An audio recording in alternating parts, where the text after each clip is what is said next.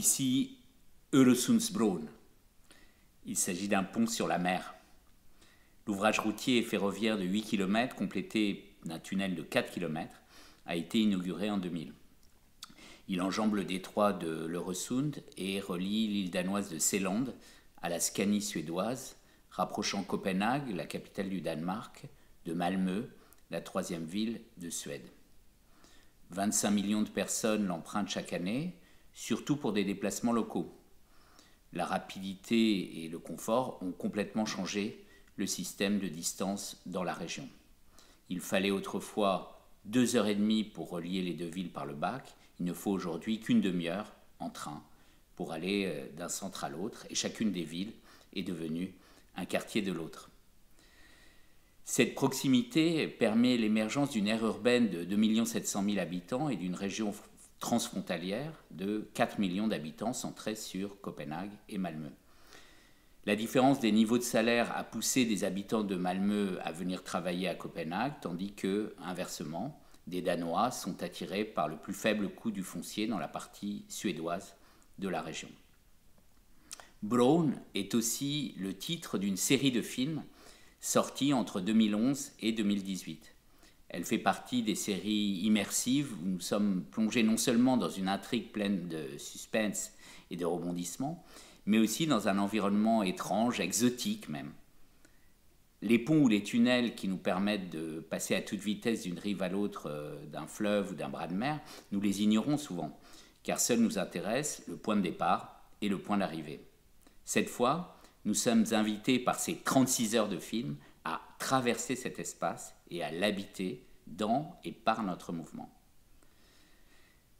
Les termes que j'emploie, habiter et traverser, sont aussi des verbes substantivés qui font l'objet de propositions théoriques novatrices depuis quelques années. Ils nous invitent à reconsidérer des évidences. Habiter, ce n'est pas seulement résider.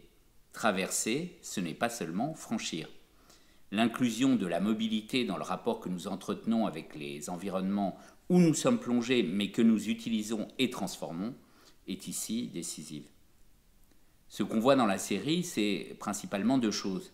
D'abord, ce pont relie Copenhague et Malmö avec une telle efficacité que ces deux villes n'en font désormais plus qu'une et constituent un lieu unifié. Ensuite, le pont lui-même est un lieu du crime et de toutes les significations qu'on veut bien lui attribuer. Il y a eu 4 saisons et à chaque fois, le pont est central dans l'intrigue. Le nom officiel du pont, Øresundsbroen, est d'ailleurs une invention linguistique hybridant le danois et le suédois, et ce choix est typique des phénomènes d'inversion de frontières.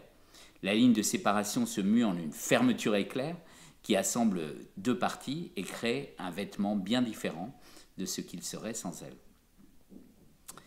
La série Broen a fait des émules. Plusieurs remakes qui reprennent la même trame narrative se déroulent à la frontière américano-mexicaine sur le Rio Grande entre El Paso et Ciudad Juárez, dans l'Eurotunnel sous le Pas-de-Calais, sur un pont qui connecte l'Estonie à la Russie, sur un des ponts qui relie la péninsule malaise à l'île de Singapour, ou encore sur le lac de Constance entre l'Allemagne et l'Autriche. On dirait que l'œuvre scandinave a fait découvrir au reste du monde l'ouverture des sens et la force créative de la frontière, dans un monde où la guerre de conquête est devenue rare et où les frontières ne sont plus des lignes de front, mais l'endroit où deux pays voisins, tout en échangeant plus librement, demeurent pour longtemps encore, plus ou moins étrangers l'un à l'autre. La comparaison entre la version suédo-danoise et la version franco-britannique permet de distinguer le cas où le lien est partie intégrante d'un même ensemble urbain avec l'aire urbaine Copenhague-Malmö, des sociétés locales similaires et des langues relativement intercompréhensibles de part et d'autre, et celui du tunnel qui associe deux pays demeurant bien séparés et plus encore depuis le Brexit. Dans la série, le tunnel reste un décor somptueux.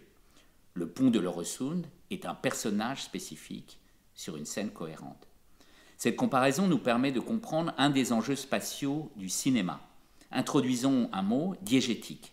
Dans un film, l'espace est diégétique lorsque l'environnement, objectif ou fictif, un village, une ville, un réseau de transport, une montagne, un désert, est intégré dans l'action et interagit avec les personnages ou avec l'intrigue. Ce n'est pas le cas le plus fréquent.